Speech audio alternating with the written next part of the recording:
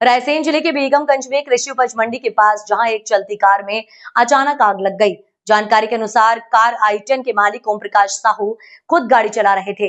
जैसे ही धुआं उठता दिखा, उन्होंने वाहन को साइड करने की कोशिश की, लेकिन धुएं में कुछ नजर नहीं आया और कार डिवाइडर से टकरा गई। चालक ने किसी तरह कूदकर अपनी जान बचाई, नहीं तो बड़ा हादसा हो सकता था। जैसे ही लोगों ने धुएं और आग की लपटें देखी, तुरंत पुलिस और फायर ब्रिगेड को सूचना दी गई। डायल 100 की टीम मौके पर पहुंची और फायर ब्रिगेड ने कड़ी मशक्कत के बाद आग पर काबू पाया। राहत की बात यह रही कि इस घटना में कोई जनहानि नहीं हुई। पूरी जल गई।